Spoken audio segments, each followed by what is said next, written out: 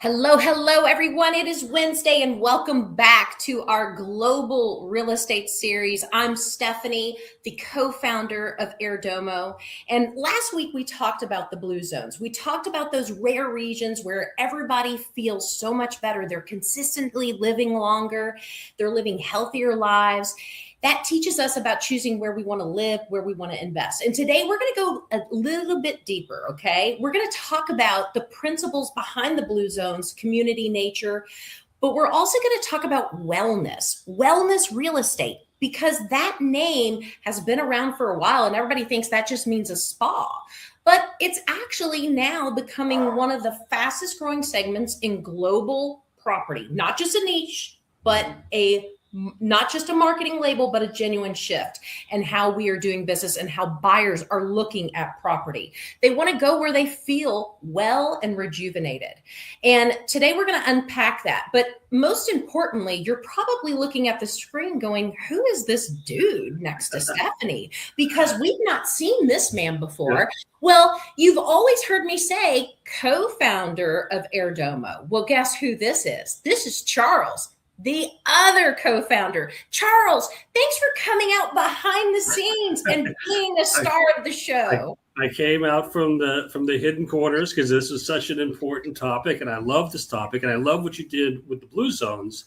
And you're right, this is just the perfect kind of continuation of it, because wellness real estate has just taken off as its own category that is just transcending everything else around it, it seems like right now. And it sits right at that intersection of lifestyle, of investment, of long-term value, and it's just become a white-hot sort of subject. And I think it's a perfect time for us to dive into it. And I think we can both think back to a time, like you said, when wellness was kind of like a nice to have, right? If you had a luxury development, a residential project, you're going to have a spa, you're going to have a gym, you're going to do some things like that, you're going to check the boxes. But now it's something totally different. It is built into the DNA of some massive projects going on globally, where wellness is the reason these things are being built. They're the reason people are lining up to buy them. So like you said, it's a huge global market. It's almost 550 billion right now. It's going to be $1 trillion by 2029. So this is where it's all coming together. And I'm like curious to kind of hear from you. What do you think how do you define wellness real estate?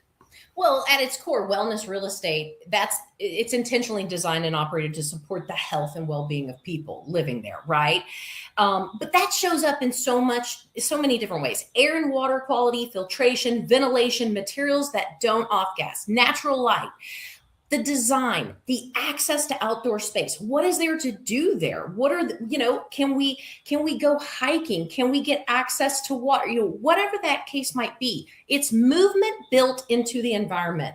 Walkable layouts. You want to be able to walk to dinner. You want to be able to walk to the gym, right? You want to have trails. You want to have stairs that invite use. Okay, so the community is designed with shared spaces that encourage real connection. It's not just having that lap pool that everybody sits around, right?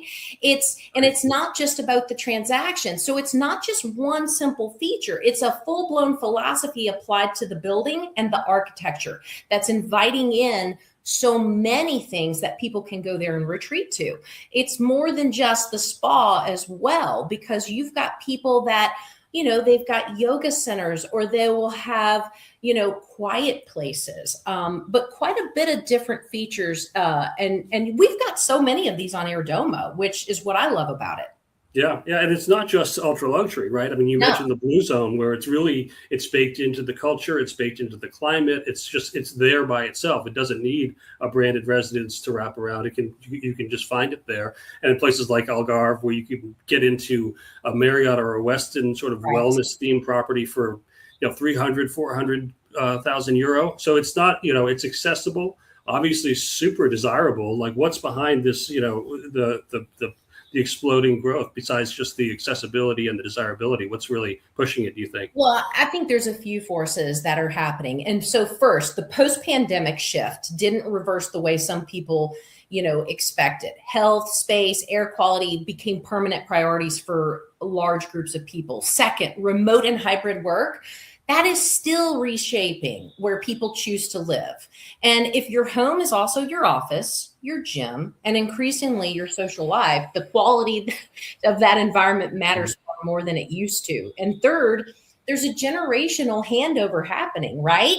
The biggest wealth is moving from the older generation to the younger buyers, and increasingly parents are buying for that next generation. Hey, my parents, if they're watching, you haven't bought me anything yet, so listen, okay? I mean, we're the parents, they're putting health and lifestyle on equal footing with appreciation and yield. And we talked about that last week with the blue zones, right? Our our long time way of living is just as valuable as ROI.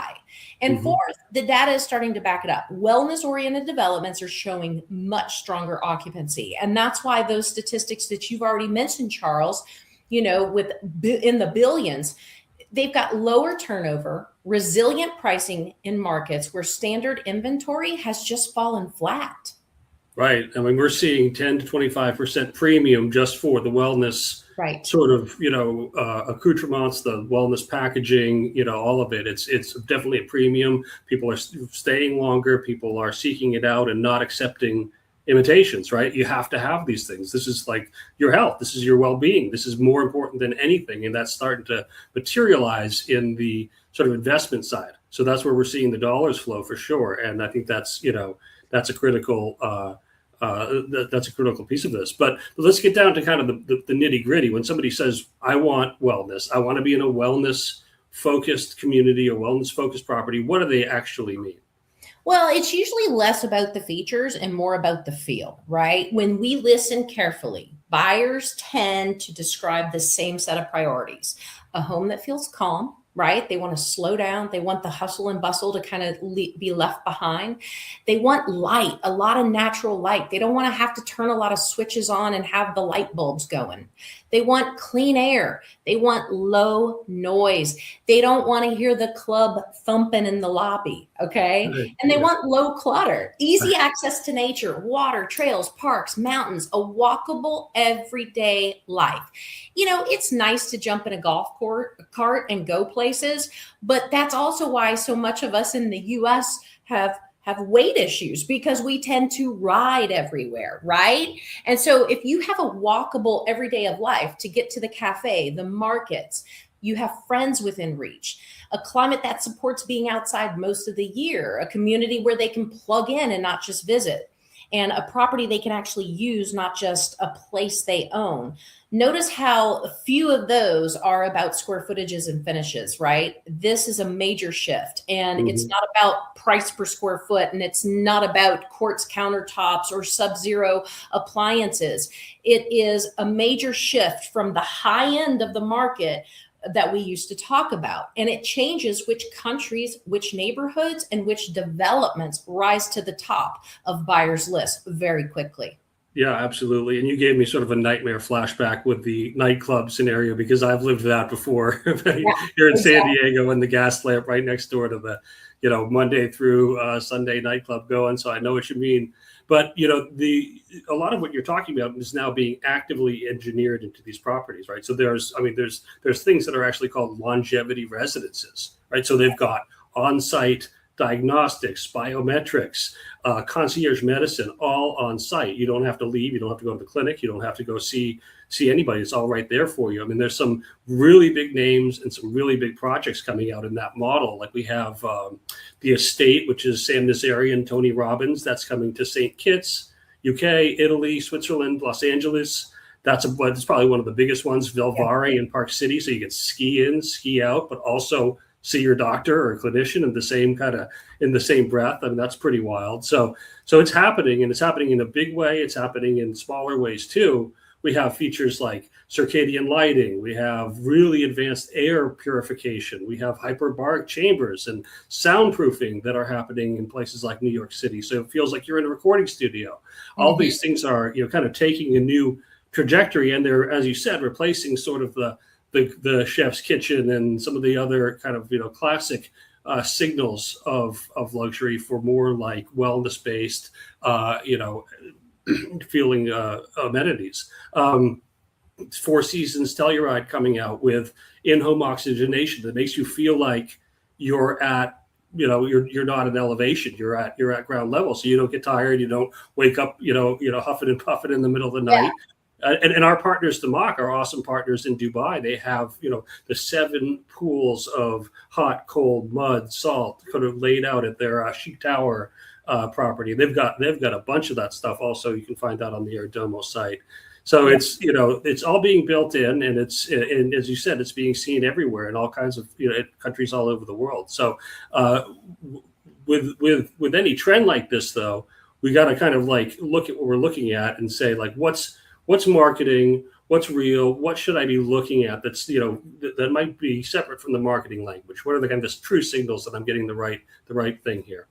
Well, and that absolutely matters, because there's a real wellness premium being charged out there, and not all of it is earned. Okay. So a few buyers can look at, is the design intentional or is it cosmetic, right? Real wellness properties show it in a layout, materials, and air and light, not just the yoga studio in the lobby. Okay. You can't put in the lap pool and say you're a wellness resort. You can't put in a yoga studio and say you're a wellness resort. Okay. So what does the location actually support? You can't engineer your way around polluted air, traffic, or no nature within reach. Okay. So how is the community operated day to day? Programming, staff, culture matters as much as architecture does. What are residents actually doing? Talk to people who are already living there and not just in the sales office. I tend to love to go onto social media and see where people have visited these places to see, are these classes really going on? Are these retreats really happening?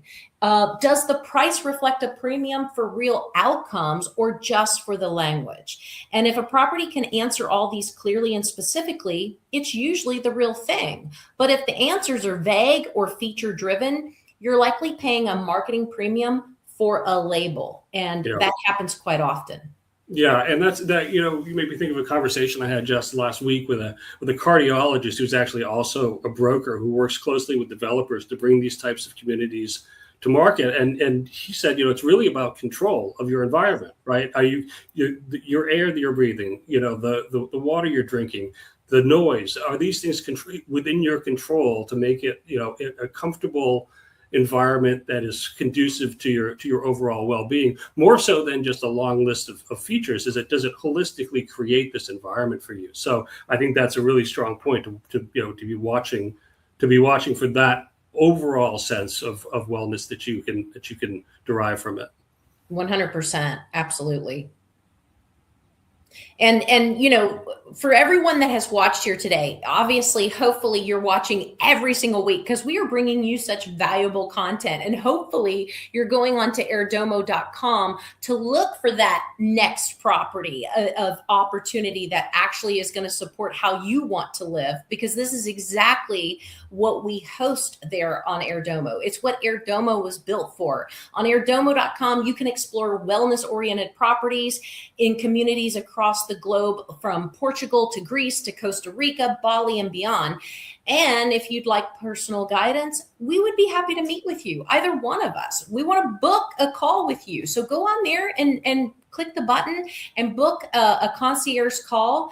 And don't forget to follow us on social media. Go to YouTube and like us. And Charles, thank you for coming out from behind the scenes and being forward facing, so that now everybody knows the co-founder. Oh, now I've got a taste of it. You're going to see me all the time now. Every week now. He's addicted, folks. I love it. Well, this was your first webinar, and I think you did amazing. And awesome. Thank you for having me on. It's been a lot of fun, and look forward to having conversations with everybody out there. If you got, the itch to start exploring around the globe, we are here to talk with you. I'm excited to do it. Thanks, everyone. See you next week.